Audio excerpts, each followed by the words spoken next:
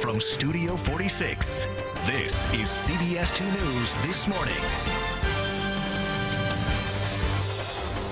Plus, attracting healthy relationships. Coming up, an author shares some tips on having the best relationship with your partner.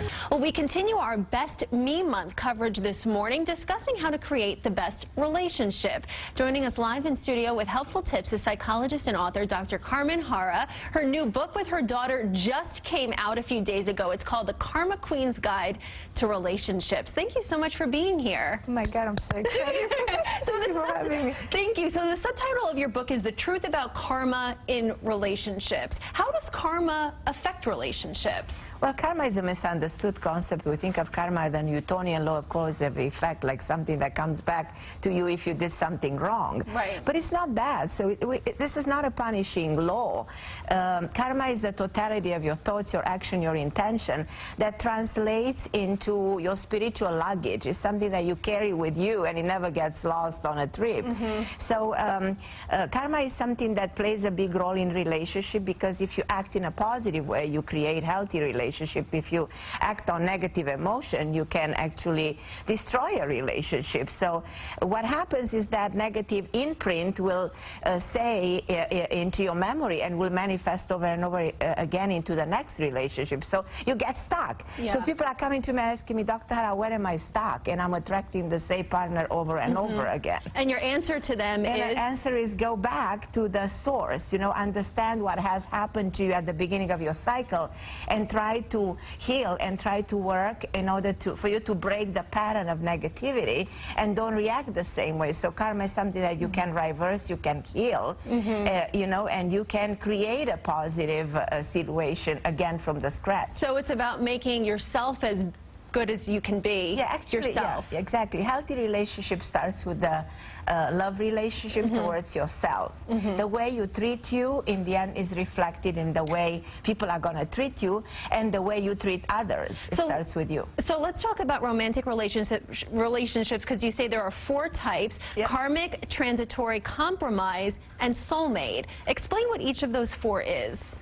Transitory relationships are very frequent. They take you from one phase to evolution into the next. Then there are many compromise relationships, when people settle for each other for financial security or emotional stability, and they don't know any better. They just found each other and they settle for each other. But after a period of time, they realize they're not really in love with each other, and there's a lot of sometimes infidelity in compromise relationship. And it's important to read all the significant points in the book, because then you identify what kind of relationship you are in.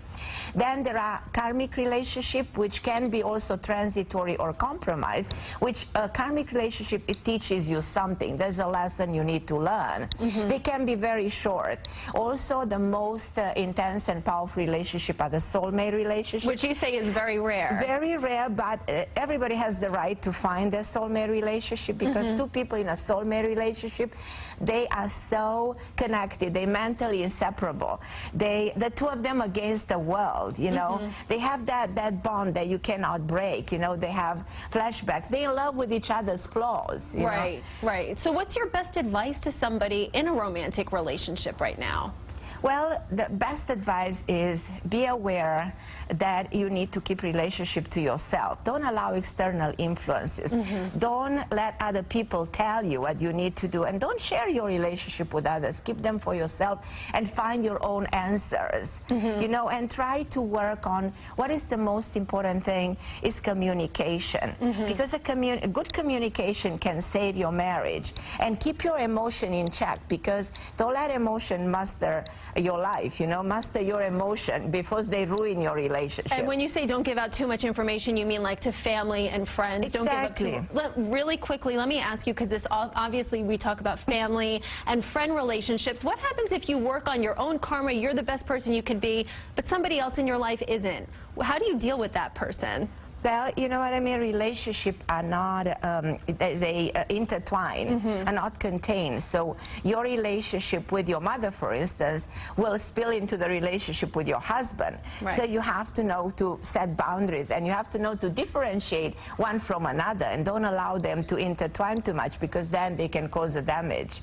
Dr. Harra, thank you so much for coming in. Thank you so much for having me. We so What a appreciate it. pleasure. Your book is fabulous. I learned some tips about my life, so thank you so much. It is available wherever books are sold. Next week, we'll show you how to create the best home for you and your family, and it won't break the budget. This is CBS 2 News Saturday Morning. We'll be right back.